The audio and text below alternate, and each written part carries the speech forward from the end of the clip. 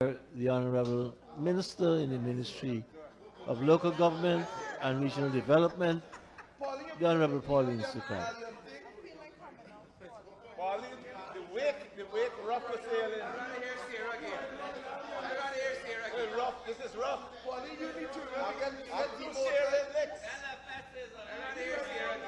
Up two sailing licks.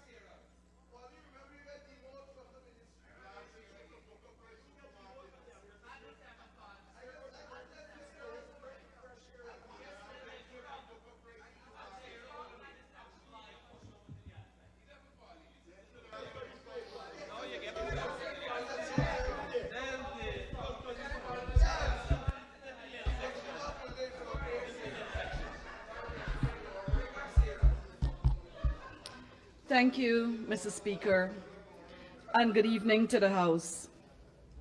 Mr. Speaker, I stand this evening proud and honored to lend my full support to the 2026 national budget, a budget that continues to reflect our government's unwavering commitment to the people of this country, our Guyana. This $1.558 trillion budget aligns with the People's Progressive Party civic manifesto, which sets out Guyana's development path for 2030 and beyond. The 2026 budget stands as a powerful testament to the dynamic leadership of His Excellency President Dr. Irfaan Ali, as it captured his visionary announcement made in his address to the nation not so long ago. Mr. Speaker, I skipped Mohammed because I did not want him to be associated at this time with the other Mohammed. Let me congratulate and thank the senior minister in the Office of the President with responsibility for finance, the Honorable Dr. Ashni Singh and his team, for scripting such a masterclass fiscal plan for 2026 that looks beyond short-term gains while deliberately charts a course towards sustainable national development. Mr. Speaker, our budget theme, Putting People First, reflects our commitment to inclusive development across Guyana. In the hinterland and unserved communities, the People's Progressive Party civic government distributed 37,230 solar home systems. In 2026, in 2025, 7,000 was delivered and distributed to the hinterland communities and villages, improving students' ability to study at night and enhancing daily life of families. Despite criticism, Mr. Speaker, from the Honorable Dion Lacruz, our one and only, the initiative has positively impacted students, education, and prospects. In 2025, the Guyana Energy Agency constructed solar farms, mini-grids, in various hinterland communities and hydro projects in locations such as Kumu, Mokomoka, and K2. Mr. Speaker, this is a government that put people first. Coming from where we started, Mr. Speaker, it is important to note that before the PDP came into office in 1992, the hinterland was in darkness. It was in abject poverty and marginalization. Mr. Speaker, and I say no more, because from then to now, the improvements that we have seen, felt, and is experiencing is untold. It must be recognized, it must be recorded, because it is a fact. And therefore, Mr. Speaker, when young parliamentarians who I applaud has taken up the leadership in their own space, not exactly on this platform that is putting people first and focuses on people's development, they need to reflect and to question themselves whether coming to this house with heaps of criticisms and not looking back. Many times it is the history that informs the next step forward.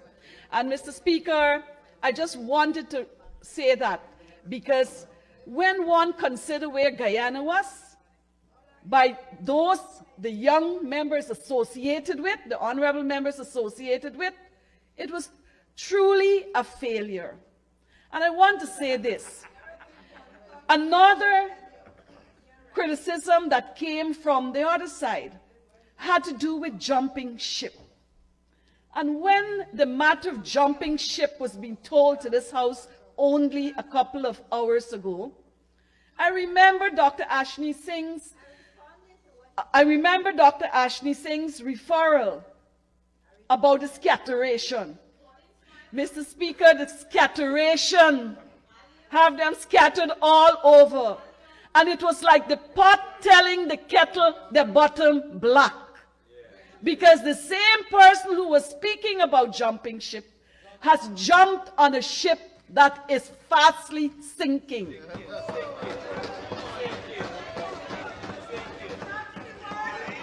Sinking. And Mr. Speaker, having been the major opposition team just 5 years ago, can accuse someone who has chosen to jump ship on a platform of progress, a platform where this government continues to put people first. It is nonsensical because the pot is calling the kettle black, but the kettle jumped on a progressive ship, not a sinking one. The 2026 budget, Mr. Speaker, includes funding of $6 billion that will be directed to the establishment of 10 more mini-grids for communities. Mr. Speaker, and for the honorable member, someone said here he should have read the budget, or the honorable member should have read the budget. Because in the 2026 budget, Dr. Ashni Singh, the honorable member, indicated that for Region 1, there will be an extension to the solar farms that exist there in Port Kaituma, Matthews Ridge, and Mabaruma. This is what we would refer to as a government that continues to incrementally change the landscape of the hinterland and put people first. Of course, Rome was not built in a day. And I am proud, as I started my presentation, proud. I feel privileged that I could be on this side, no matter what position I may be in, no matter how critical it will appear to those on the other side. It is a position of choice, a position of recognition, and a position of representation for the people of this country.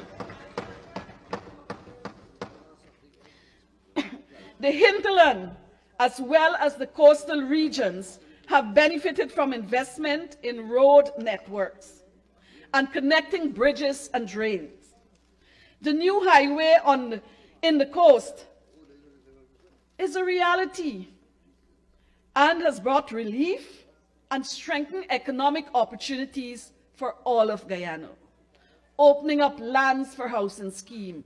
We'll be opening up lands for agriculture, opening up opportunities for young people, for women. Mr. Speaker, if that is not putting people first, then what is it? What is it? Similarly, in the hinterland and remote communities, the road network has expanded to bring improvements. Each year, the People's Progressive Party civic government has incrementally increased investments to upgrade and construct road networks in the hinterland. This year, the budget has allocated $10 million to commence these critical transport networks.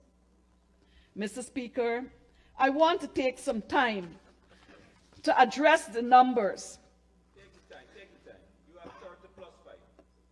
They only have 15 over. To highlight, Mr. Speaker, how this government, without oil and with oil, continues to support development in the hinterland.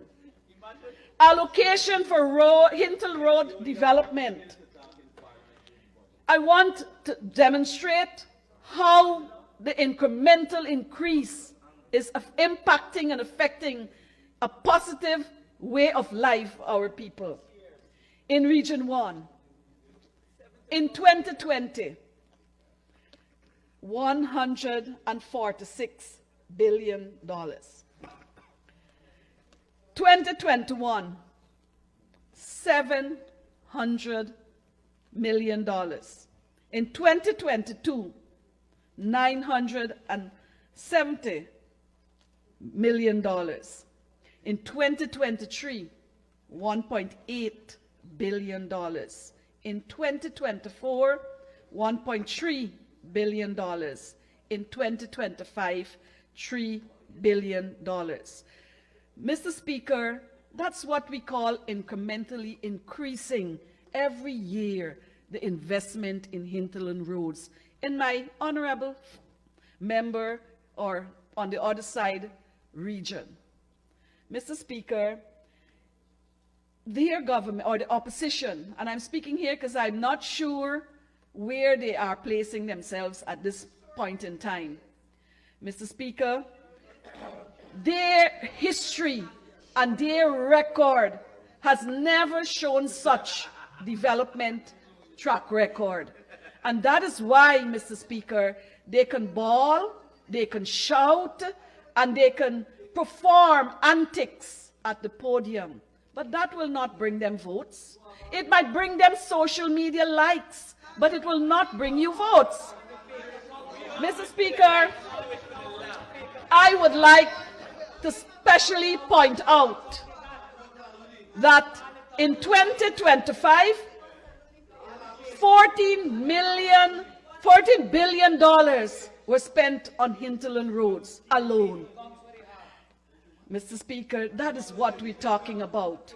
Increasing and building out the infrastructure to support hinterland, Amerindians and hinterland community life, so that they too can be party to the benefits of what is happening around and in this country.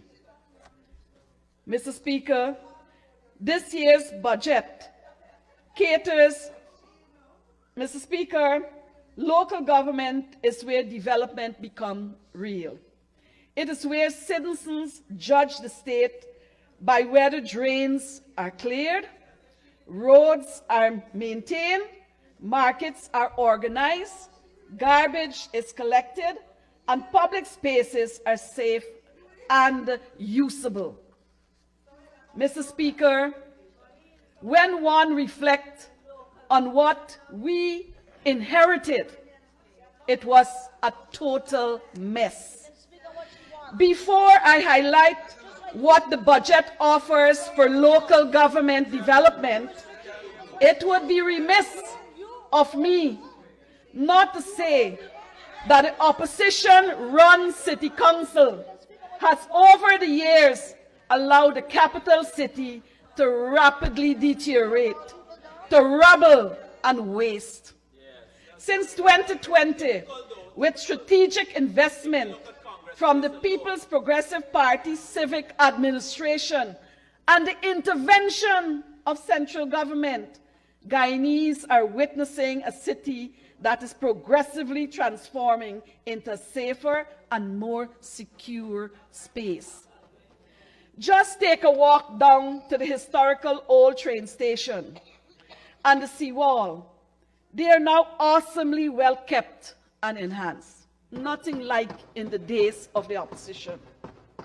And with this, we cannot fail to recognize the effort of the Office of the First Lady for the dedicated leadership provided across various regions to uplift and enhance towns and communities alike. This year's budget caters for investment to the tune of $2 billion to commence the reconstruction of two historical city markets, the Stabroek Market and the Border Market.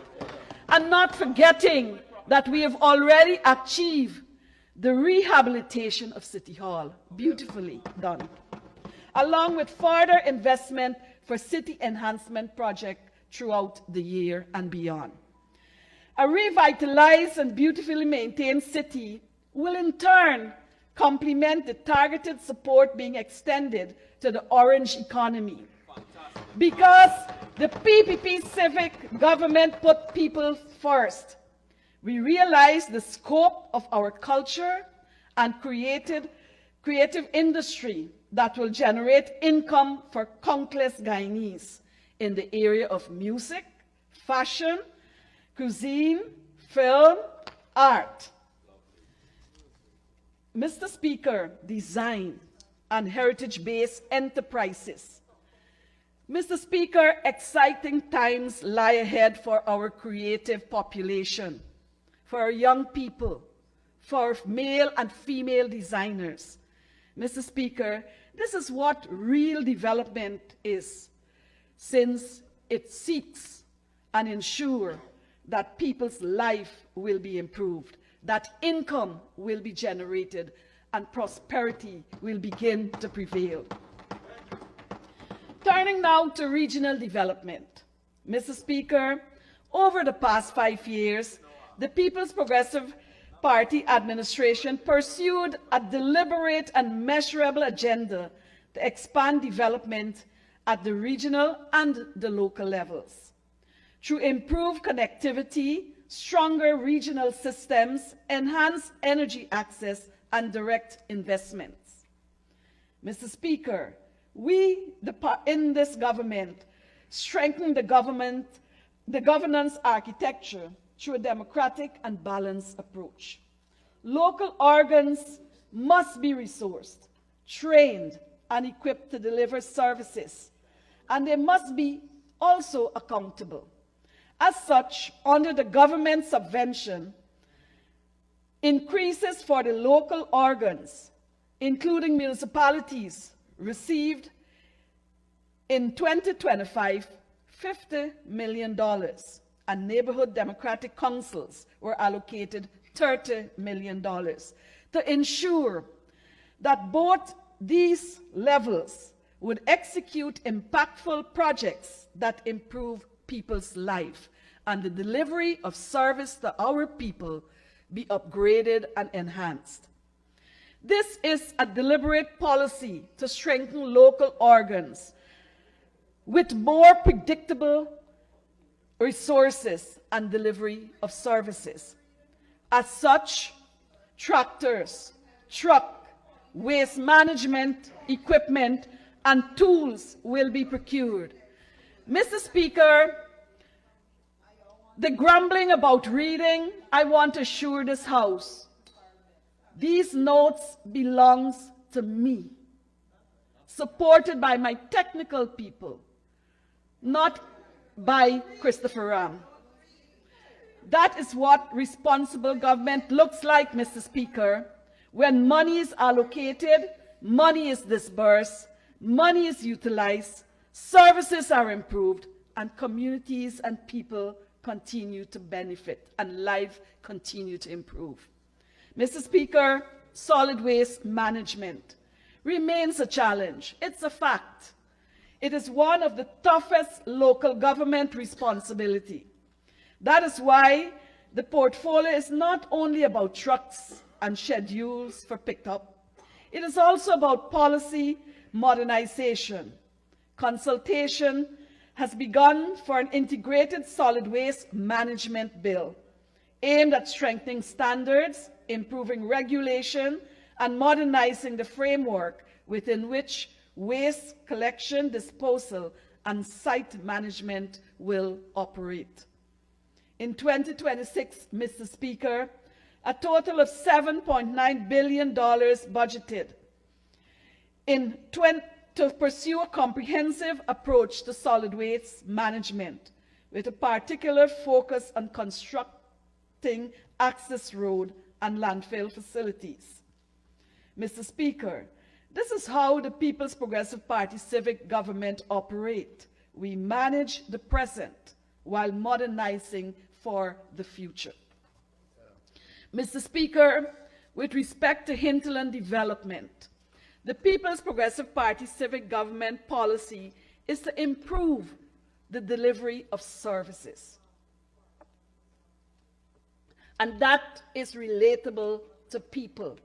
And that is why this budget is themed putting people first and not a mere slogan.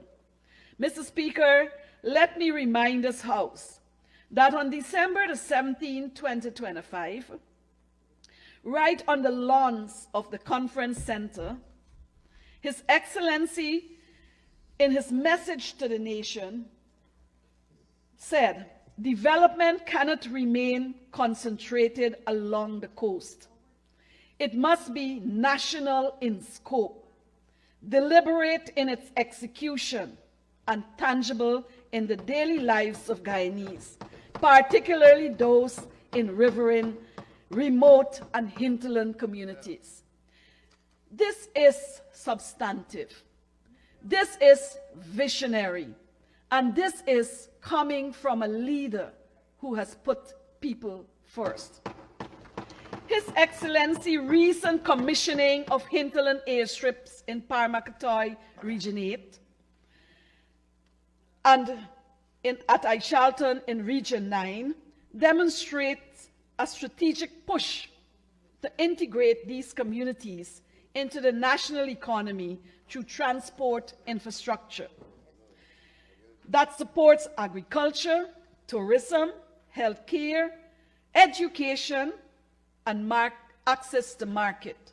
Mr. Speaker, the vision, the pronouncement, the message of His Excellency to this nation is not only now beginning, but he has reinforced what this government should focus on.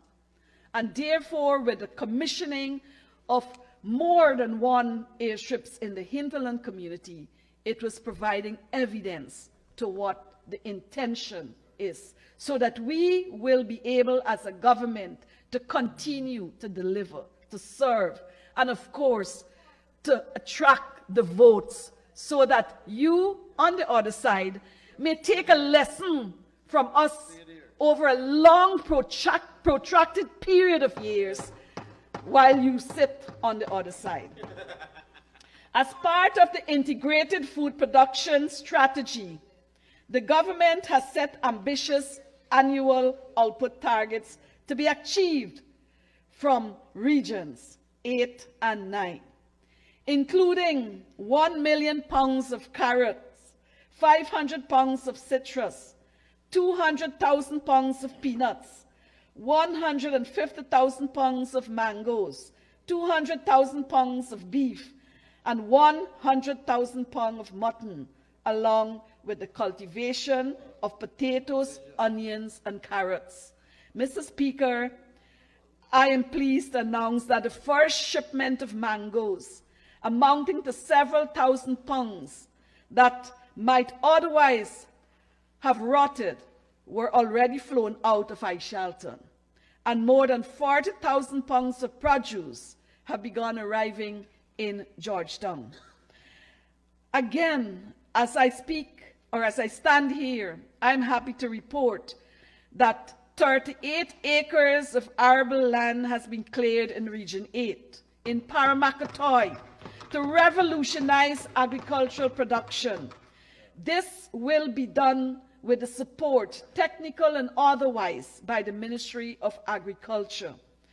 It will ensure that youths, women, farmers remain involved in production, are working and earning through a lucrative project right in their home or village.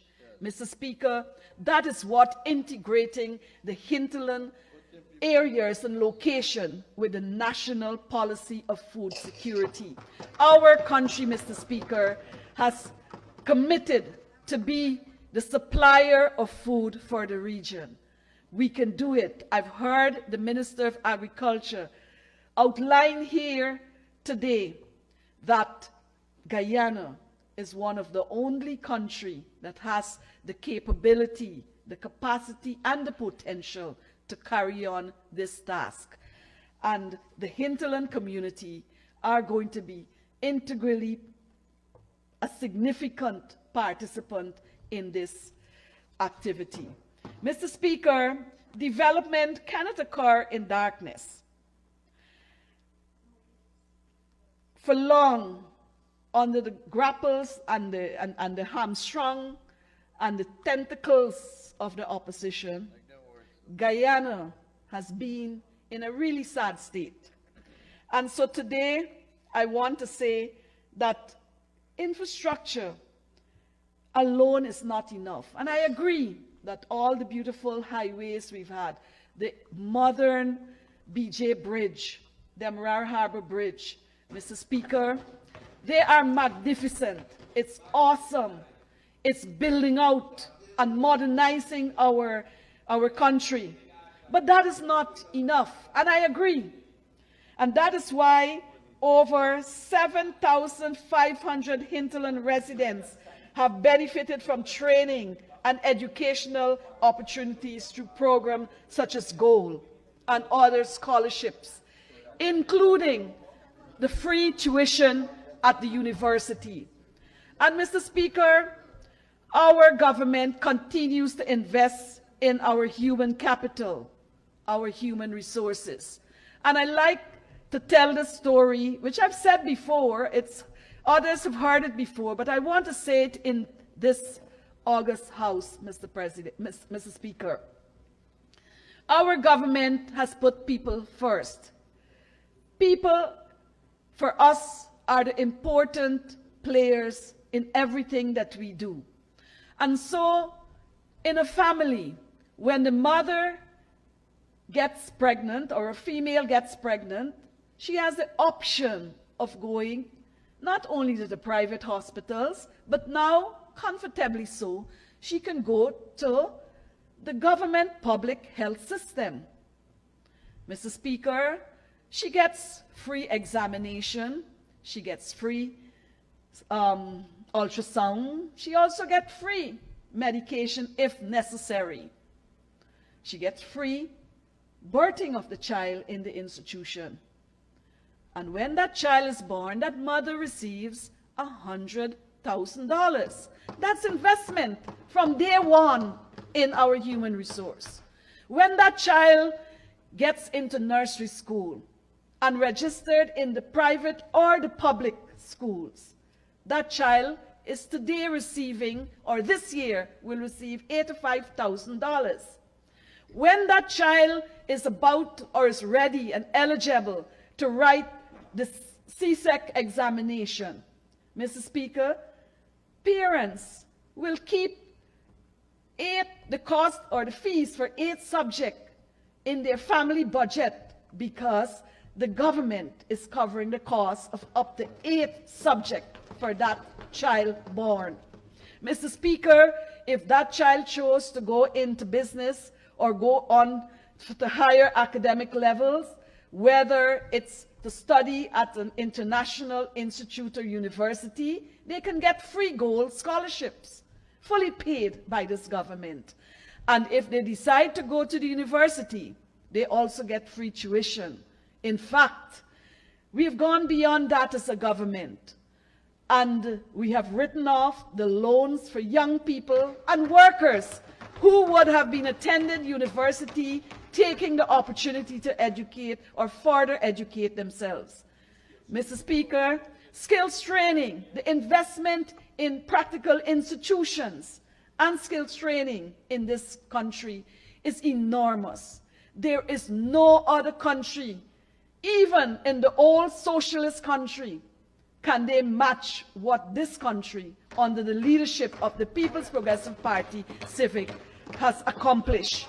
We have accomplished opportunities that are so easily and readily available to young people.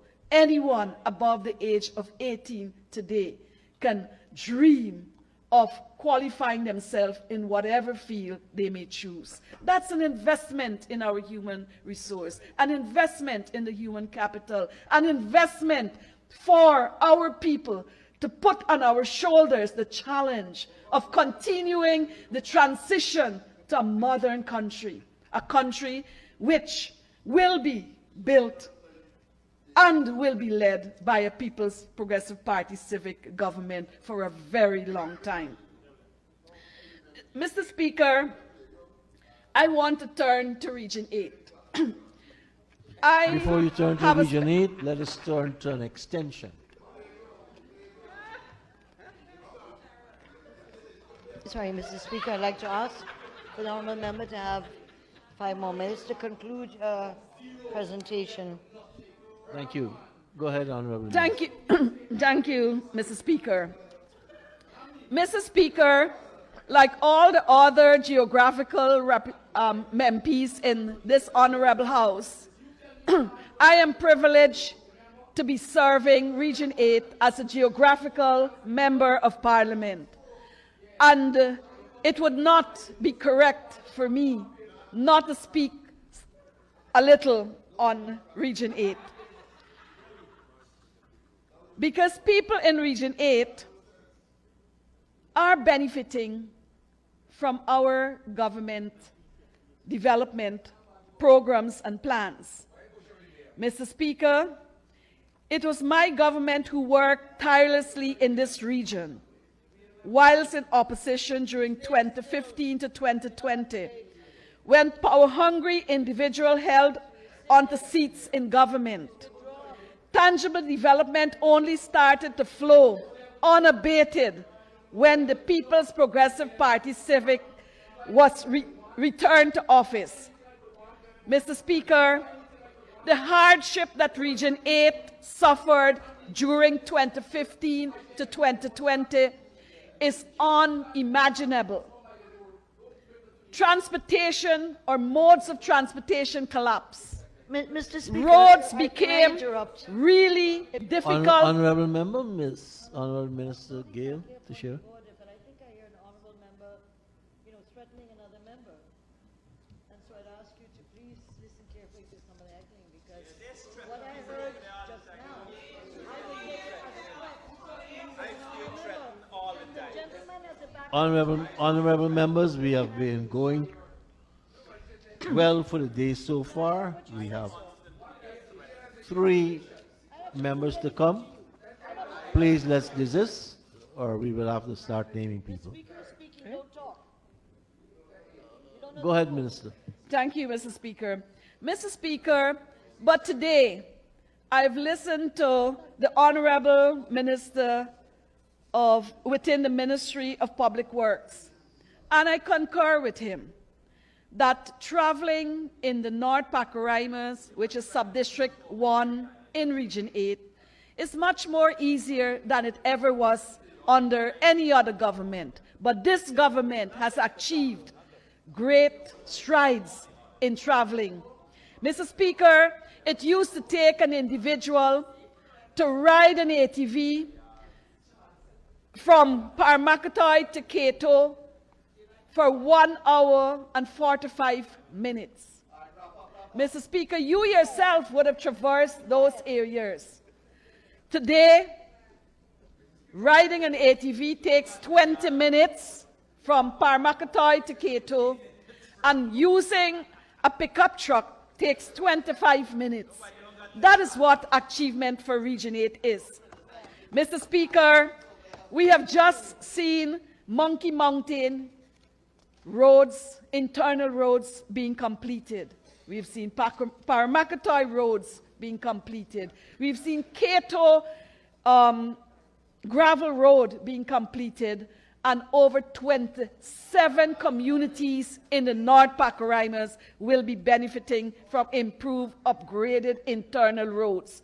And not speaking only about internal roads, but we are also speaking about the connecting village-to-village roads. Those are being maintained both by villagers, funded by the public works, and contractors who have bigger equipment that are taking care of those long stretches. Mr. Speaker, I want to also applaud the government for ensuring that more than 90% of ICT hubs are established and operational. That is bringing internet connectivity to the most remote region of this country. And that's commendable, Mr. Speaker. Mr. Speaker, this year we would see a practical institution, a practical center, skill training center being established in the township of Madhya. Madhya itself has benefited from 5 kilometers of roads, including now we will be ensuring that the road from Madhya to Brian Sukri Junction will be done in this term. In fact, awards started since last year, and the minister, I accompanied him to inspect some of the completed roads, and he was very surprised to find out that roads awarded in August of last year were completed by December of 2025. That is what work, efficient road work, and they're concrete roads. We're getting value for money. Mr. Speaker, I know my time is not long gone, it's about to expire, but I want to say that this budget is indeed a people's budget, and therefore I wish to commend this budget and to ensure that we get full approval for this budget, and to encourage the opposition to put people first, not yourself, not the bullying, Mr. Speaker, not the chanting, not the arm waving, not the shouting, but to put people first. They are the significant players in any development. And so, like my colleagues on this side of the House, I wish also to support fully, 100%, the passage of the 2026 budget. Thank you very much, Honourable Minister. And now for the Honourable Member, Mr. Alistair Charles.